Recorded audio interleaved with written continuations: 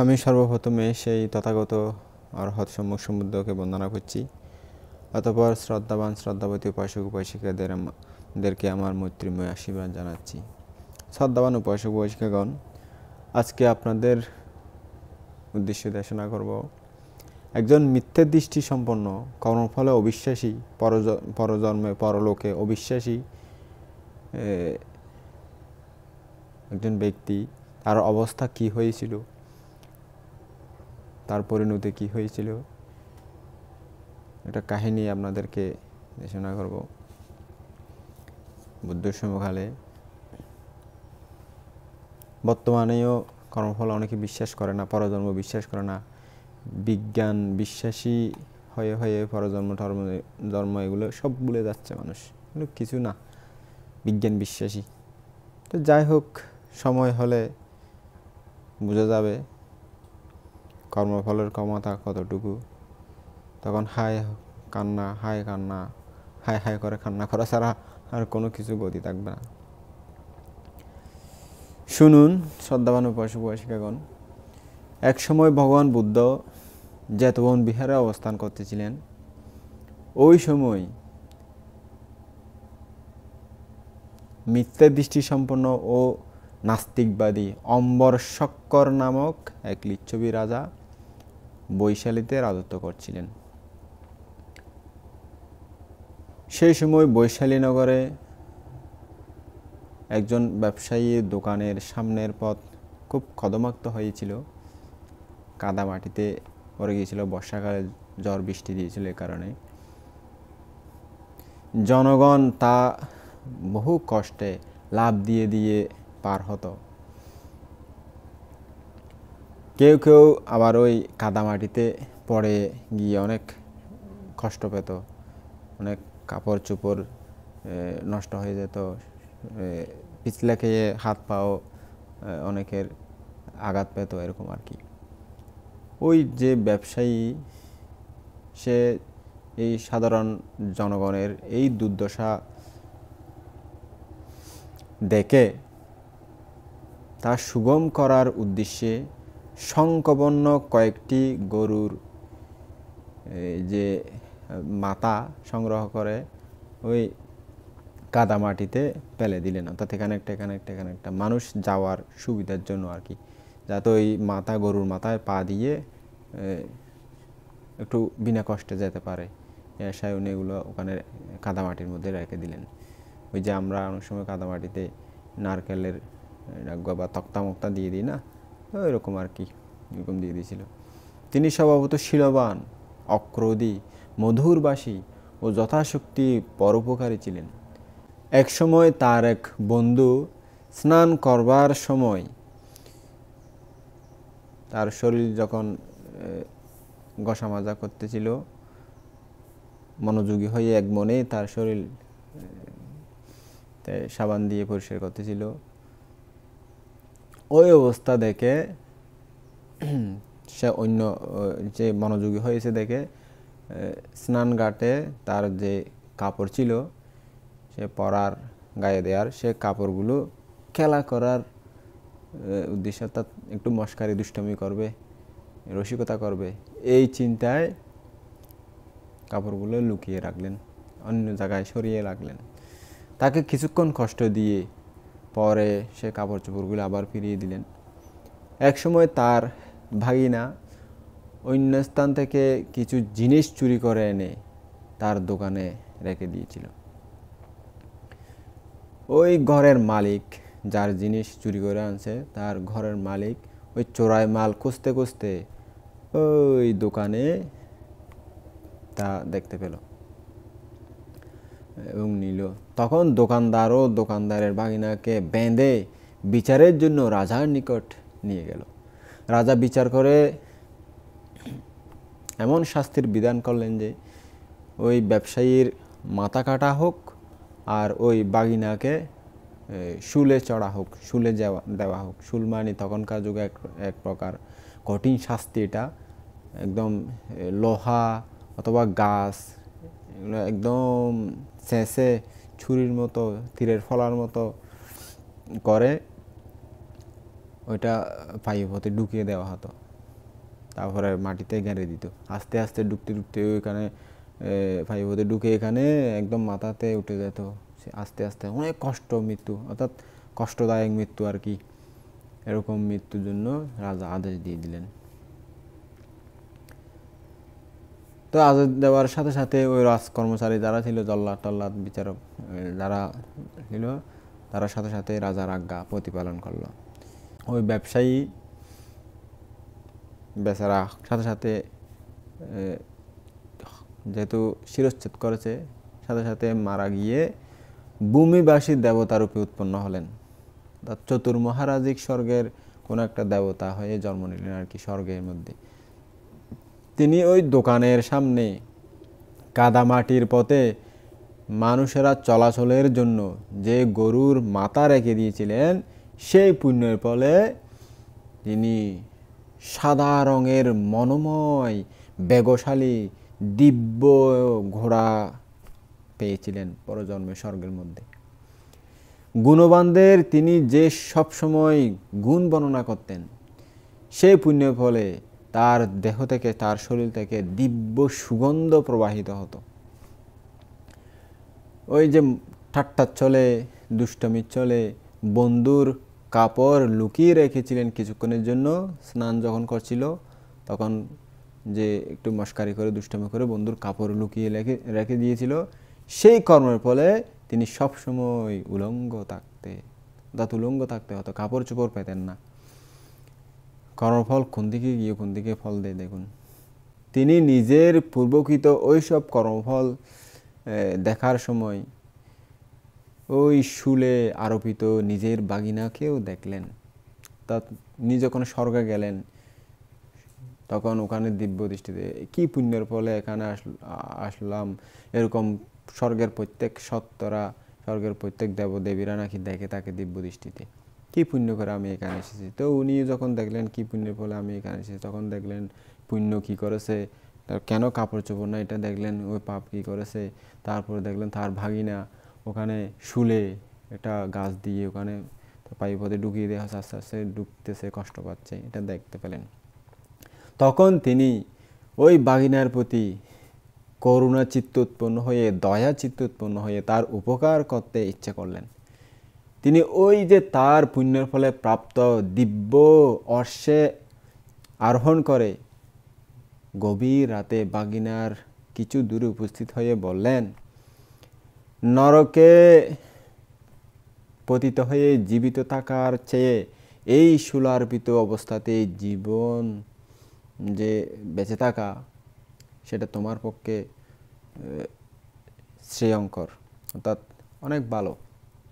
তাদের নরকে কষ্ট পাওয়ার চেয়ে এই যে জীবিতদেরকে শুলে আরোপিত, শুল দেওয়া হয়েছে তোমাকে, এই জীবন নরকের কষ্টের চেয়ে অনেক ভালো, এটা সবসময় বলতো।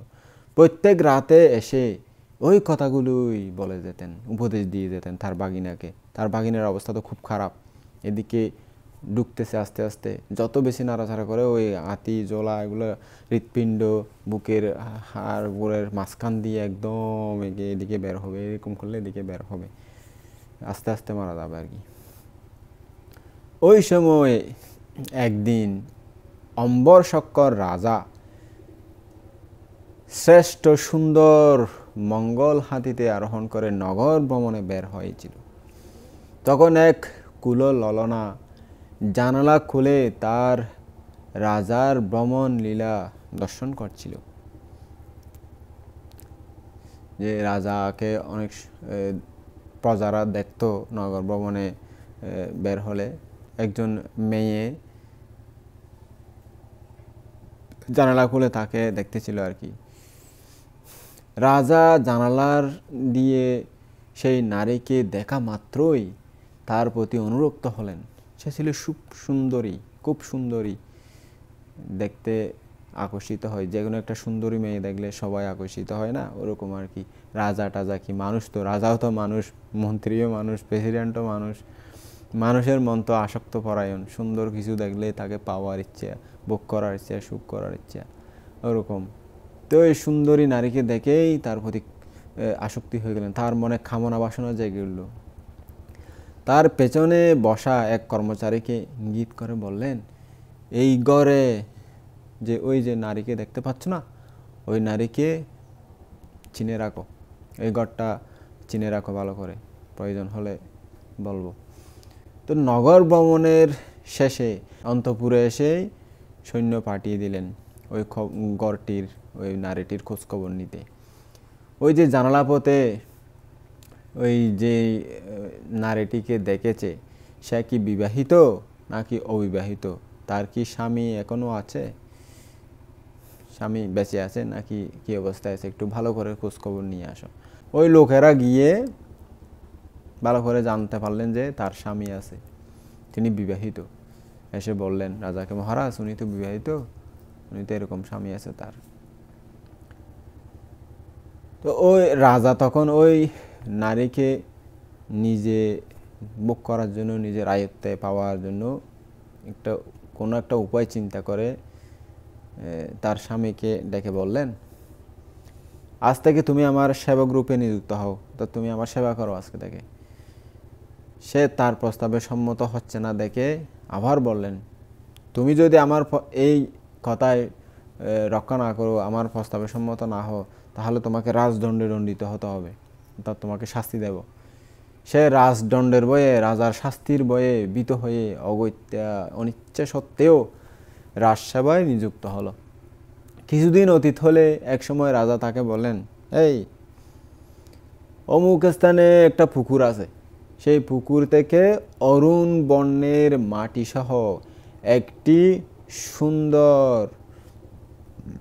ফুল নিয়ে আমার কাছে আসো, পদ্ম ফুল, শাপলা ফুল যে পুকুরে ফুটে, এরকম একটা ফুল নিয়ে আমার কাছে আসো।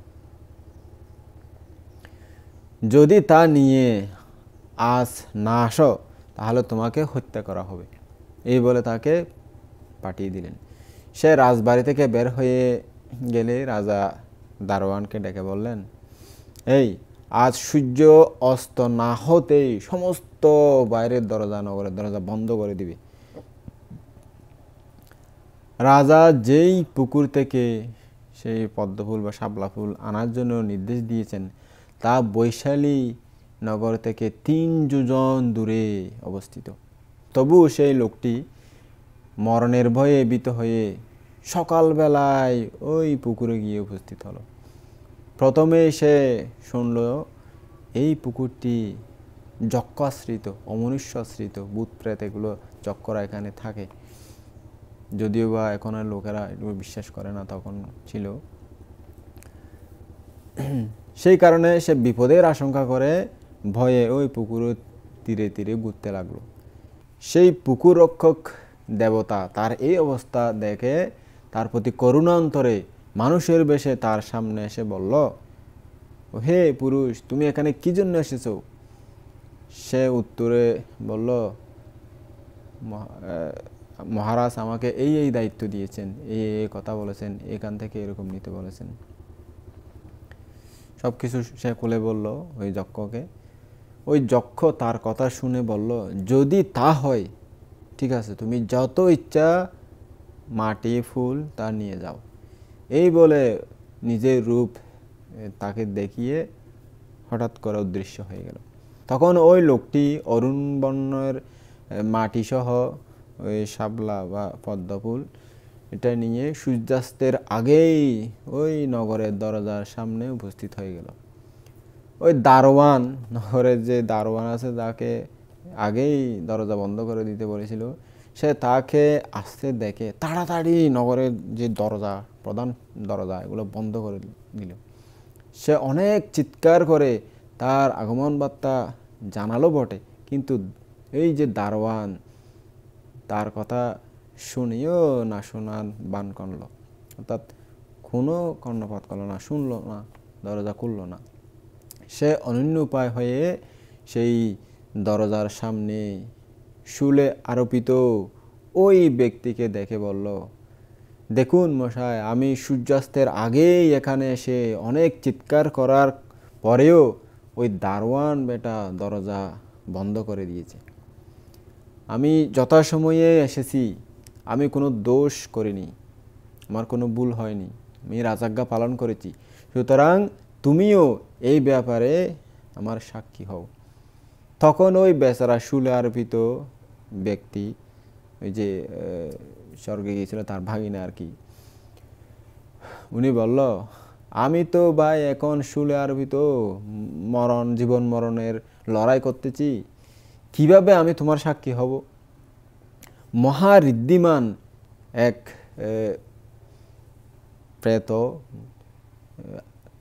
গভীর রাতে আমার নিকট আসবেন, তাকে সাক্ষী করো তুমি, তাতে ভালো হবে। ওটা শুনে সে বলল, কিভাবে আমি তাকে দেখতে পাবো? শুলে আরোপিত ব্যক্তি তখন বলল, তুমি এখানেই থাকো, নিজেই তাকে তুমি দেখতে পাবে যখন আসবে। সে তার কথায় সেখানেই বসে রইল। গভীর নিশীথ রাতে ওই প্রেতটি সেখানে উপস্থিত হলে তাকে তার সাক্ষী করল। সকাল হলে ওই ব্যক্তি রাজার নিকট উপস্থিত হলো। রাজা তাকে দেখে বললেন, তুমি আমার আদেশ লঙ্ঘন করেছ, সেই কারণে তোমাকে রাজদণ্ডে দণ্ডিত করব। রাজার এই কথা শুনে সে কাতর স্বরে বলল, মহারাজ, আমি আপনার আদেশ লঙ্ঘন করিনি, সূর্যাস্তের আগে আমি এখানে উপস্থিত হয়েছি। রাজা বললেন, তোমার সেই সাক্ষী কে, প্রমাণ কি, তুমি যে সূর্যাস্তের আগে এখানে এসেছো? সে বলল, মহারাজ, শুলে আরোপিত ব্যক্তির নিকট আগত উলঙ্গ প্রেতই আমার সাক্ষী, তাকে আমি সাক্ষী রেখেছি, সে জানে। রাজা বললেন, তা আমি কিভাবে বিশ্বাস করতে পারি? তখন সে লোকটি বলল, আপনার একজন বিশ্বাসী লোক আমার সঙ্গে পাঠান। এটা শুনে রাজা নিজেই সেখানে যাওয়ার জন্য সম্মত হলেন এবং যথাসময়ে তারা দুজনেই সেখানে উপস্থিত হলেন। সেই সময়ে প্রেত এসে শুলার্পিত ব্যক্তিকে বললেন, নরকে পড়ে জীবিত থাকার চেয়ে এই শুলে আরোপণ অবস্থাতেই তোমার জীবিত থাকা অনেক ভালো, এটা উপদেশ দিলেন। অর্থাৎ নরকে জন্ম নিয়ে জীবিত থাকার চেয়ে এই শুলে আরোপিত অবস্থায় জীবিত থাকা তোমার পক্ষে অনেক কষ্ট কম, অনেক ভালো এটা আর কি। ও প্রেতের এই উদ্বেগজনক কথা শুনে রাজা তাকেই লক্ষ্য করে বললেন, আরে প্রেত, এই শুলার্পিত ব্যক্তির ঘুমানোর, বসার বা অন্য কোনো চারি ইজ্জাপথে কোনো অবস্থাতে পরিবর্তন করার, কোনো কিছু করার কোনো আসন নাই, কোনো পালং নাই, কোনো খাট নাই, কোনো ব্যবস্থা নাই, কোনো দিকেই সে নড়াচড়া করার ক্ষমতাও তার নাই। তার খাওয়ার, পান করার, পরিধান করার যে কাপড় চোপড় কোনো কিছু নাই, তাকে সেবা করার কোনো কেউ নাই।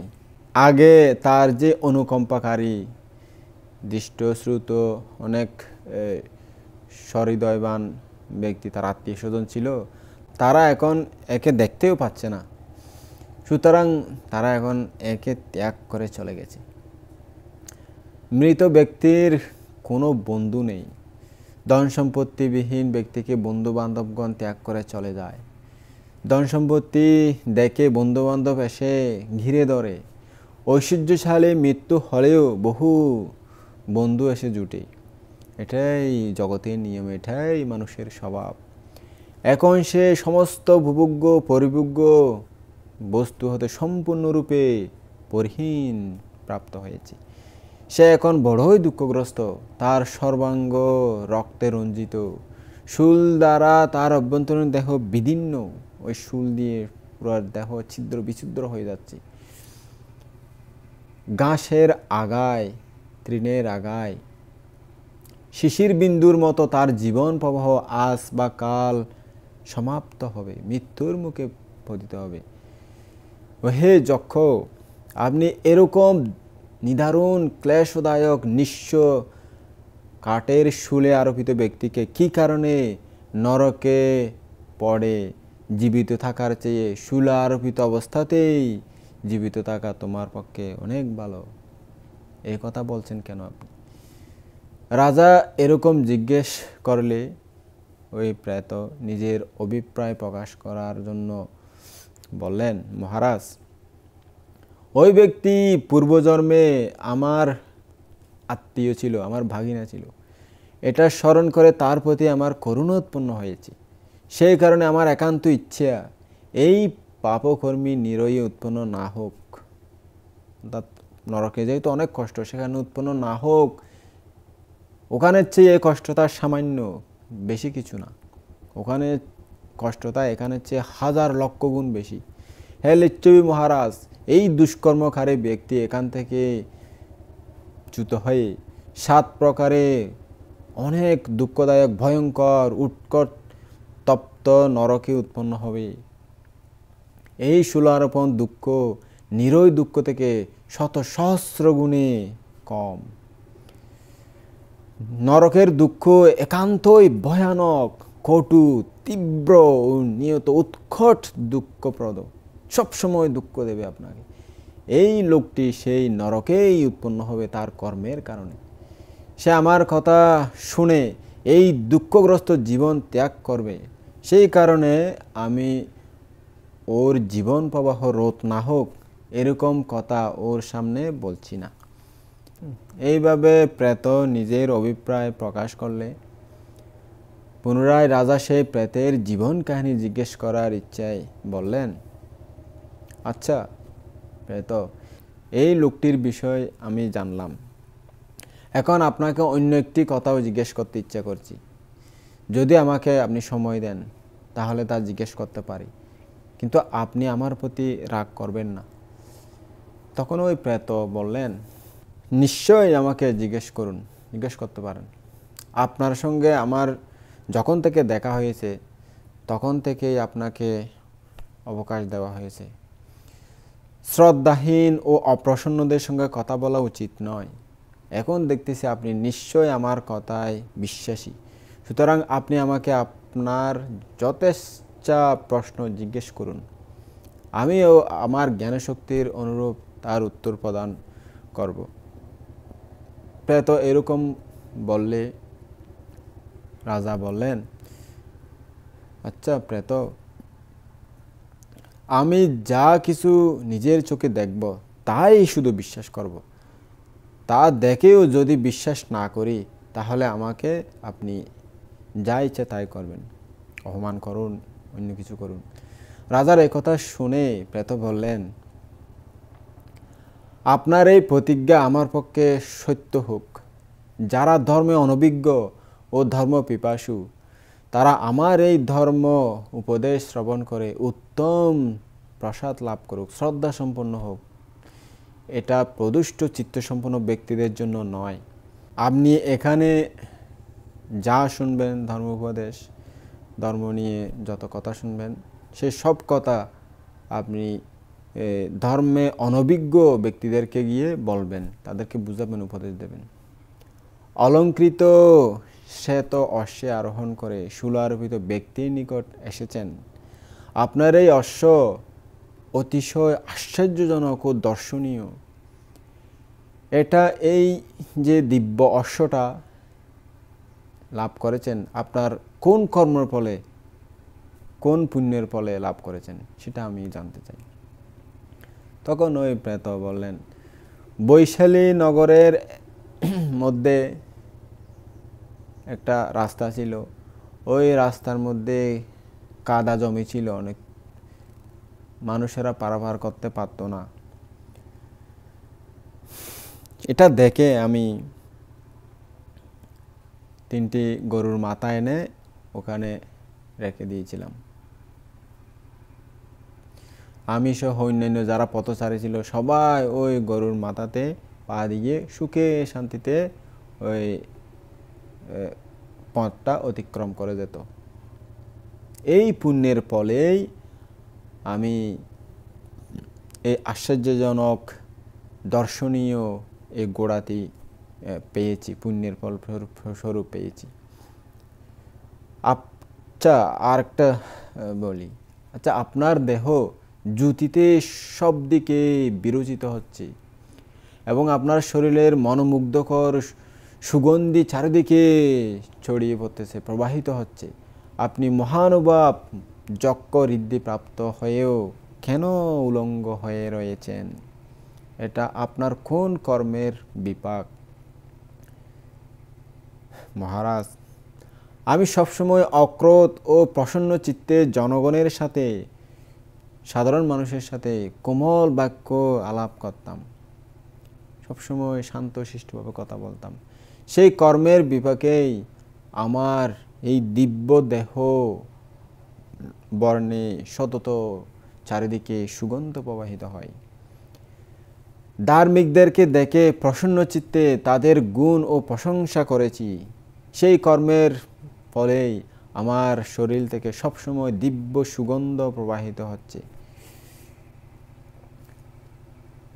আর যেটা শেষের কথা, আমার এক বন্ধু স্নান ঘাটে কাপড় রেখে স্নান করার সময় আমি তীরে রাখা সেই কাপড়গুলো নির্দোষ চিত্তে শুধু একটু রসিকতার চলে লুকিয়ে রেখেছিলাম, তাকে কিছুক্ষণ কষ্ট দিয়েছিলাম।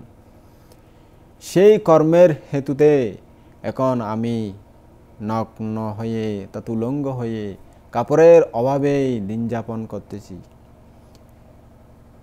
ঠাট্টা করে মস্কারি করে রসিকতার চলে যেই কর্ম করা হয়, সেই কর্মের বিপাক যদি এরকমই বলেন, তাহলে হিংসা চিত্তে বা চুরি অভিপ্রায়ে যা করা হয় জগতের মধ্যে, সেই কর্মের বিপাক কীরকম কটু দুঃখদায়ক হবে, সেই সম্বন্ধে পণ্ডিতগণ কীরকম বলেন একটু ব্যাখ্যা করেন।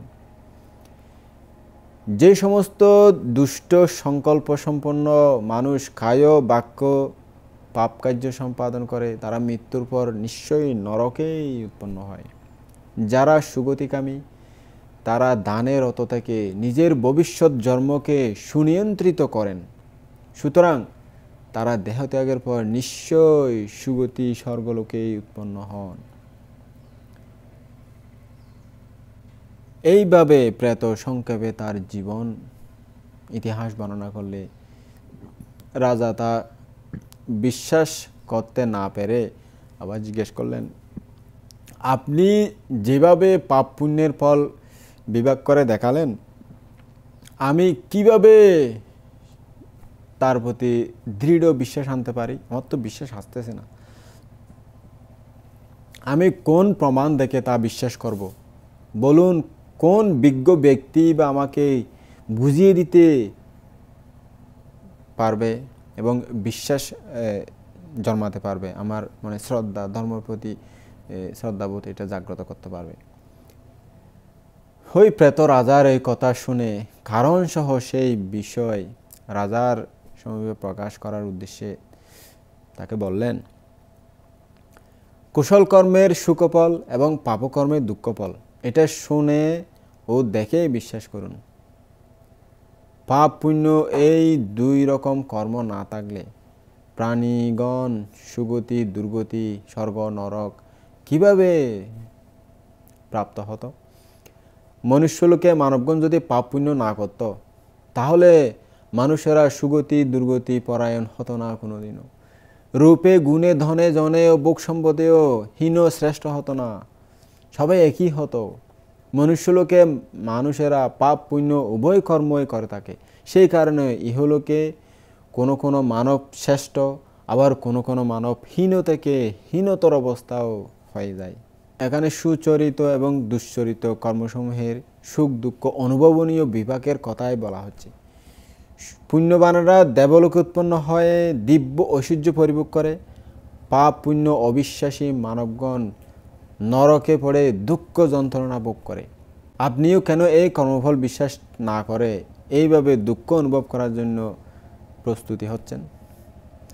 এই বলে প্রেত অনুযোগ স্বরে রাজাকে আবার বললেন, আমার পূর্বজন্মের এমন কোনো কৃতপুণ্য নেই যা দিয়ে এখন আমি কাপড় সমূহ লাভ করতে পারি, কাপড় চোপড় আমি পরতে পারি। আমার এমন কেউ নেই যে যিনি ভিক্ষু সঙ্গকে কাপড় চোপড় শয়নাসন অন্ন পানীয় আদি দান দিয়ে সেই দান পুণ্য আমার উদ্দেশ্যে দান করবে। এই দুই কারণেই এখন আমি উলঙ্গ নগ্ন, সেই কারণে আমি অতি দুঃখে এখন দিন যাপন করতেছি। এই কথা শুনে রাজা তার কাপড় চোপড় আদি লাভ ইচ্ছায় বললেন, আচ্ছা হে যক্ষ, যাতে আপনি কাপড় চোপড় লাভ করতে পারেন, তেমন কোনো উপায় আছে কি? যদি থাকে তা আমাকে বলুন। আপনার সেই হেতুবাক্য শ্রদ্ধার সাথে আমি শুনব এবং গ্রহণ করব এবং বিশ্বাস করব। তখন প্রেত রাজাকে উপায় বলার জন্য দেখিয়ে দেওয়ার জন্য বললেন, কিছু জটিলের বাসস্থানের পাশে উপালি বান্তের উপাধ্যায় কপ্পিন বান্তে বৈশালীর কাছেই অবস্থান করছেন। তিনি ধ্যানী, সুশীল, বিমুক্ত, অরহৎ, সংযত ইন্দ্রিয়, প্রাতিমুখ্যশীলে সুসংস্থিত, সর্বক্লেশদাহ উপশান্ত, উত্তম অগ্রফল লাভী, সম্যক দৃষ্টিসম্পন্ন, মৃদু ভদান্য স্বচ্ছ, কোমল হৃদয়, ধর্মবিনয়ী অভিজ্ঞ, মিতবাসী, পুণ্যক্ষেত্র, মৈত্রী বিহারী, দেব নরের দান গ্রহণের উপযোগ্য পাত্র, ক্লেশ উপশান্ত, মিথ্যা বিতর্করূপী ধূম্র বিগত, দুঃখহীন, নিতৃষ্ণ, সর্ববহতে বিমুক্ত, রাগাদি শল্য বিগত, আমিত্বরহিত, কায় বাক্য মনের বক্রতাবিহীন, ক্লেশ সংস্কারাদি উপাধি ও তৃষ্ণাদি প্রপঞ্চ ক্ষয়কারী, ত্রিবিদ্যালাভী, শ্রেষ্ঠ জ্ঞানজ্যোতিতে জ্যোতিষ্মান, পরম অল্পেচ্ছুক ও নিজের গুণ প্রতিচ্ছাদক বিদায় অপ্রকাশ্যভাবেই আছেন তিনি।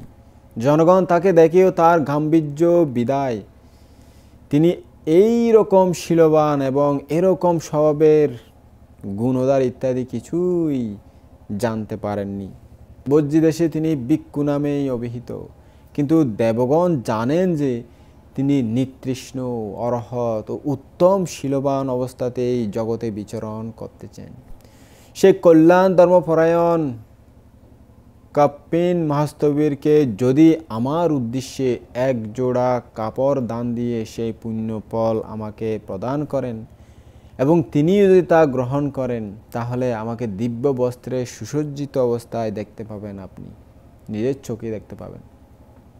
এই প্রেতের মুখে রাজা এই কথা শুনে ওই কপ্পিন মহাস্তবীরের বাসস্থানের কথা জিজ্ঞেস করার ইচ্ছায় তাকে বললেন, আমি এখন কোন প্রদেশে গিয়ে সেই পুণ্যবান শীলবান বান্তের দর্শন লাভ করব?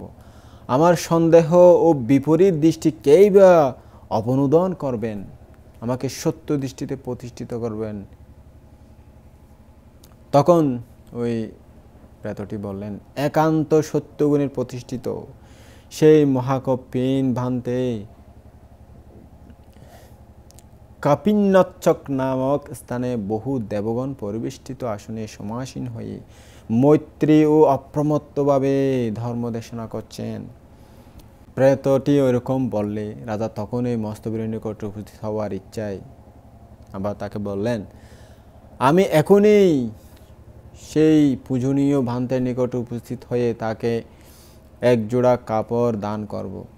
আমার দান তিনি নিশ্চয় গ্রহণ করবেন এবং আপনাকেও দিব্য কাপড়ে সুসজ্জিত হয়ে আমি দেখব। তখন পূজনীয় মহাকপ্পিন বান্তে দেবতাদেরকে ধর্মদেশনা দিচ্ছিলেন। প্রেত রাজাকে বললেন, মহারাজ, প্রব্রজিতদের নিকট অসময়ে উপস্থিত হবেন না, এটা আপনার রাজধর্ম নয়।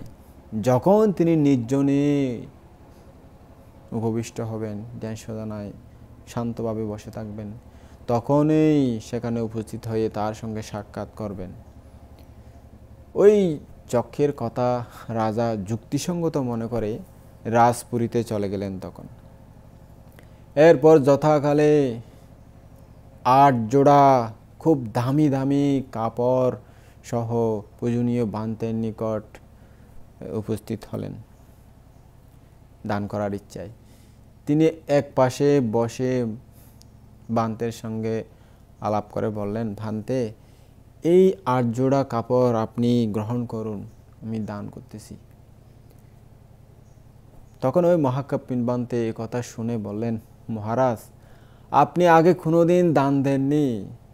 ভিক্ষু সঙ্গকে সবসময় কষ্ট দিতেন, যন্ত্রণা দিতেন। নির্যাতন করতেন, এখন কেন আপনি এই উত্তম দামি কাপড় এনে দান করার ইচ্ছা করতেছেন? বান্তের এই প্রশ্নের উত্তরে রাজা ওই যে সাদা ঘোড়ায় চড়ে আসা প্রেতের যে কাহিনী, তিনি ওনার জীবন কাহিনী বর্ণনা করেছিলেন, তা সুন্দরভাবে বললেন। এরকম তাদের সন্তোষজনক আলাপের পর রাজা কাপড়গুলি বান্তেকে দান করলেন। সে দানের সমস্ত পুণ্য ওই প্রেতকে তিনি উৎসর্গ করে দিলেন, প্রেতের উদ্দেশ্যে দান করলেন উৎসর্গ করে। তখন ওই সাথে সাথে প্রেত দিব্য বস্ত্রে দিব্য অলঙ্কারে সুসজ্জিত হয়ে অর্শে আরূঢ় অবস্থায় সে ঘোড়াটিতে চড়তে চড়তেই ওই পূজনীয় বান্তের এবং রাজার সামনে হঠাৎ আবির্ভূত হলেন, দৃশ্যমান হলেন আর কি। রাজা সেই যক্ষকে দেখে খুশিতে আনন্দে বললেন, আমি কর্মের ফল প্রত্যক্ষ রূপেই দেখলাম, এখন থেকে আমি আর কোনোদিন পাপ কর্ম করব না, পুণ্য কর্মই করব, আপনি আমার এই কথার সাক্ষী থাকবেন। রাজা এটা যক্ষকে লক্ষ্য করে বললেন, যক্ষকে বললেন আর কি কথাটা, যক্ষকে সাক্ষী রাখলেন আর কি। তখন যক্ষ উত্তরে বললেন, হে লিচ্ছবিরাজ, আপনি যদি এখন থেকে অধর্ম ত্যাগ করে ধর্ম আচরণ করেন, তাহলে আমি আপনার সাক্ষী হব এবং আপনার নিকটও আসব বারবার। শুলে আরোপিত ব্যক্তিকে তাড়াতাড়ি শুল থেকে মুক্ত করুন, সে জীবন লাভ করে ধর্মাচরণে দুঃখ থেকে মুক্ত হতে পারবে, নির্বাণ সাক্ষাৎ করতে পারবে, আপনি যদি সেই সুযোগটা তাকে দেন। আপনি পূজনীয় বান্তের নিকটও যথাসময়ে ধর্ম শ্রবণ করে পুণ্যার্জন করুন, তাকে দান করুন, দানশীল ভাবনাময় জীবন গঠন করুন, পুণ্যময় জীবন গঠন করুন। এতটুকু বলে সেই যক্ষ সেখান থেকে অদৃশ্য হলেন। এরপর রাজা পূজনীয় বান্তেকে বন্দনা করে চলে গেলেন। তিনি ওই রাজধানীতে গিয়ে, নগরে গিয়ে লিচ্ছবি পরিষদের মধ্যে বসে আদেশ করলেন, এই যাও, ওই শুলার্পিত ব্যক্তিকে শুল থেকে মুক্ত করে নাও। তারপর তাকে চিকিৎসা করতে নির্দেশ দিলেন, বললেন ওকে ভালো করে চিকিৎসা করো। পুনরায় রাজা পূজনীয় ভান্তের নিকট উপস্থিত হয়ে বললেন, ভান্তে, নিরয়গামী পাপীদের নিরয় থেকে অর্থাৎ নরক থেকে মুক্তির কোনো উপায় আছে কি? কিভাবে নরক থেকে মুক্ত হওয়া যায়? এমন পাপ করেছে নরকে অবশ্যই যাবে, নরকের পাপ করেছে, সেখান থেকে কিভাবে মুক্ত হতে পারবে? নরকে না যাওয়ার মতো কোনো পথ আছে? তখন পূজনীয় মহাকাপিন বান্তে বললেন, হ্যাঁ মহারাজ, যদি প্রচুর পরিমাণে পুণ্যকর্ম সম্পাদন করে তাহলে মুক্তির উপায় অবশ্যই আছে। এই বলে পূজনীয় বান্তে রাজাকে তিসরণ ও পঞ্চশীলে প্রতিষ্ঠাপিত করলেন, তিসরণ ও পঞ্চশীল দান করলেন, তাকে পঞ্চশীল দিলেন। এরপর তিনি পূজনীয় বান্তের উপদেশ শুনে শ্রোতাপত্তি ফলে প্রতিষ্ঠিত হলেন।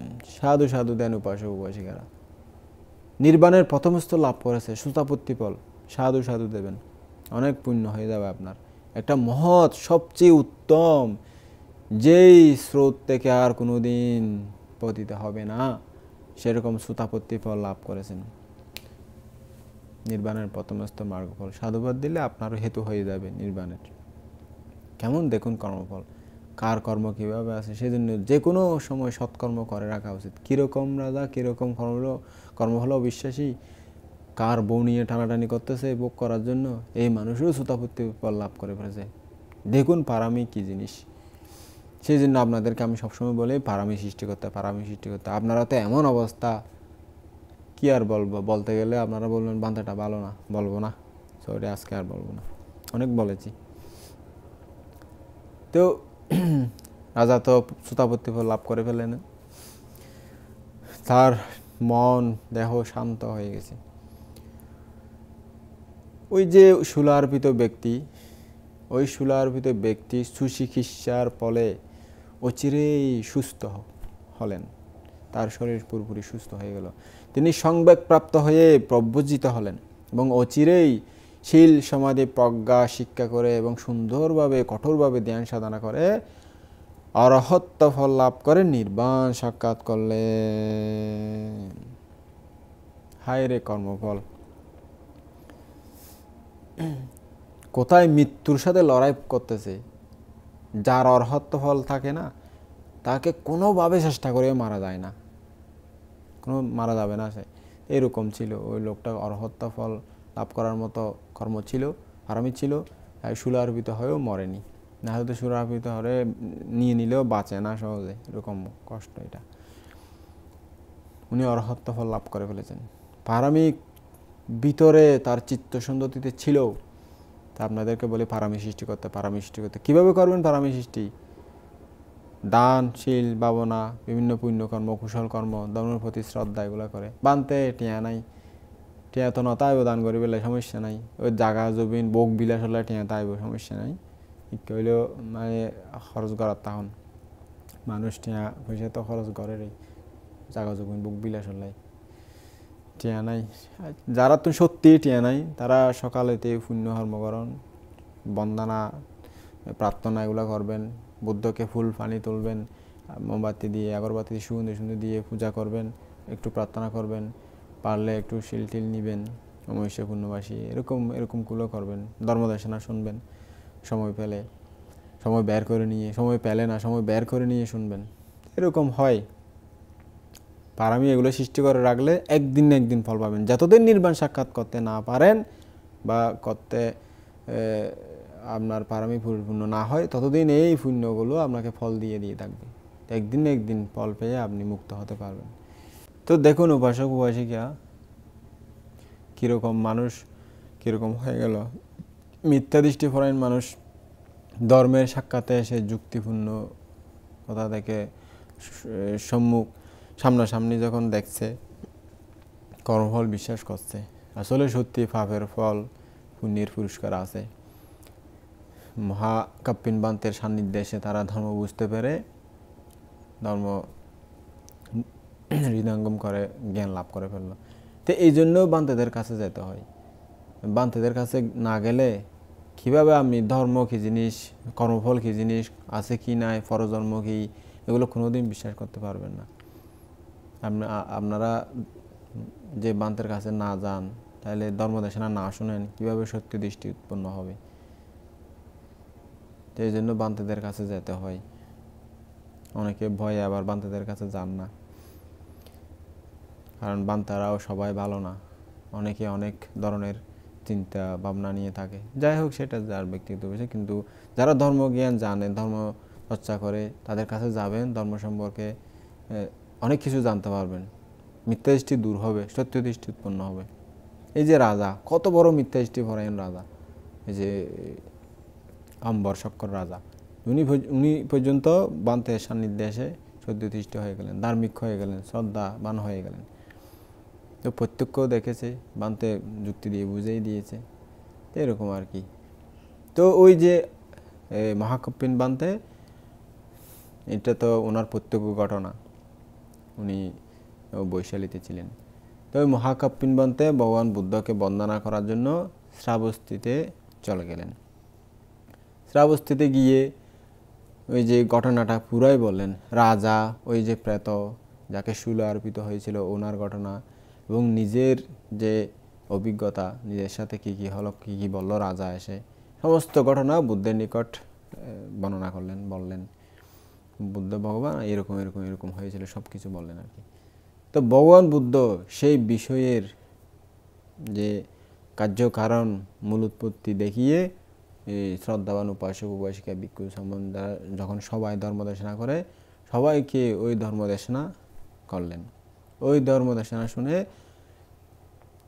কর্মফলের প্রতি অনেকেই বিশ্বাস উৎপন্ন হলো, অনেকেই মিথ্যা দৃষ্টি দূর হলো, এবং অনেক শ্রদ্ধাবান দায়িকা যারা পারমিপূর্ণ ছিল, তারা বুদ্ধের আরও আধ্যাত্মিক উন্নত ধর্মদেশনা শুনে দুঃখ থেকে মুক্ত হয়ে নির্বাণ সাক্ষাৎ করেছিল। শ্রদ্ধাবান উপাসক উপাসিকা, দেখুন ধর্ম এমন একটা জিনিস, ধর্ম মানুষকে সঠিক পথ শেখায়। ধর্ম মানুষকে কোনোদিন বিপদগামী করে না, ধর্ম মানুষকে কোনোদিন ঠকবার শেখায় না, ধর্ম মানুষদের কাছ থেকে স্বার্থ আদায় করার কথা শিখায় না। কিন্তু এখন ধর্মগুরুরা এমন হয়ে গেছে যে কিভাবে কার কাছ থেকে কৌশলে হাতিয়ে নেব এরকম চিন্তায় ব্যস্ত থাকে। আর দায়িত্ব দেখারও এমন হয়ে গেছে যে ভিখারির মতো কোনো রকম চুপাই দিতে পারলে হলো, পুণ্যের প্রতি বিশ্বাস না, অর্থাৎ যা দান করে শ্রদ্ধা করে করে এরকম মানুষ খুব কম। দায়িত্ববোধের কাছ থেকে করে, যে ওই যে বিহারে টিহারে যেগুলো যায় দায়িত্ববোধ থেকে যায়। শ্রদ্ধা মনে একজনের প্রতি বিশ্বাস থাকতে হবে, যে বান্তের প্রতি বিশ্বাস থাকতে হবে, আমি যে ওকে দান করব। বিশ্বাস থাকলে তারপর দান করা যায়, শ্রদ্ধা না থাকলে কোনোদিন দান করা যায় না। এমনি কমিটি এত টাকা ধরছে দিতে হবে, হ্যাঁ আমি দেবো না, আমাকে কেন ধরছে এত টাকা, এগুলো দান করলে পুণ্য তেমন হবে না। এগুলো তো জোরদবস্তি করে দান, না দিলে ধরবে শাস্তির ভয়ে দান, এগুলো পুণ্য কম। তো এরকম করে কোনোদিন আসলে ফল তেমন ভালো হবে না। যে শ্রদ্ধা করে দান দিতে হবে, শ্রদ্ধা করে দান দিয়ে যে যত কম দিতে পারে তত বালা, এরকম দায়ী দেখার। এখন আমার ছেলের জন্য, আমার মেয়ের জন্য, ওদের জন্য হলে লক্ষ লক্ষ ব্যয় করে ফেলবে। ওই দান ধর্ম করতে হলে নাই, এখন নাই, আমার এই করো সে করো, নানা রকম খরচ দেখিয়ে দেবে। কি অবস্থা! এই অবস্থা দেখলে কি আর মনে হয়, আরো কত কিছু মনে হয়, আসলে কি আর বলবো। যাই হোক, আপনারা ধর্ম শুনুন, ধর্মকে বিশ্বাস করুন, কর্মের প্রতি বিশ্বাস করবেন। কর্মফল আছেই এবং থাকবে, অতীতে ছিল। আপনারা বিশ্বাস করুন বা নাই করুন, এটা কোনোদিন ছাড়বে না। সময় হলে সবাইকে কর্মফল পেতে হবে। এই যে আজকের ঘটনাটা যেটা বললাম, এটা দেখুন, মানুষ কর্ম যাই করেছে তাকে ছাড়েনি। তা আমরা সবাই কর্মের অধীন, কর্ম কাউকে ছাড়বে না। যাই হোক, উপাসক উপাসিকা, আপনারা ধর্মদেশনা শুনবেন, অল্প অল্প জ্ঞান অর্জন করুন। একজন লোক নাকি আমার চ্যানেলে কুড়িয়ে থাকে, উনি শুনছি আর কি, উনি কাজ করার ফাঁকে ফাঁকে ধর্মদেশনা শুনে, তো অনেক ধর্মজ্ঞান হয়ে গেছে। শুনতে শুনতে শুনতে শুনতে দাদা একটা শুনছে 2-3টা মনে থাকছে, একটা শুনতে 4-5টা মনে থাকছে, এরকম করতে করতে অনেক ধর্মজ্ঞান অর্জন হয়ে গেছে ওনার। এরকম আপনারাও এরকম করেন না, কাজের ফাঁকে ফাঁকে বা কোনো একটা বসে এক জায়গায় কাজ করতেছেন, ধর্মদেশনা ছেড়ে দিয়ে শুনবেন সারাদিন। না বানতে আপনি যেরকম বলছেন গান শুনতে পারবো না, শুধু ধর্ম শুনতে হবে, না না এরকম না, গানও শুনবেন, কিন্তু একটা সময় করে ধর্মদেশনা শুনুন, একটা টাইম করে। গান টানও শুনবেন, গৃহী মানুষ তো, সংসারী মানুষ, গানও শুনবেন, ধর্মও শুনেন, কিন্তু ধর্মটা ধর্মান্তরের। গানগুলো শেষ শুনছেন, শেষ এই জন্মে, হুত্তি বুড়ো হলে কোথায় শেষ জীবন। এরকম ধর্ম শুনবেন। আপনাদের প্রতি মৈত্রীময় আশীর্বাদ জানিয়ে আমার ধর্ম আলোচনা আজকে এখানেই সমাপ্ত করলাম। জগতের সকল প্রাণী সুখী হোক।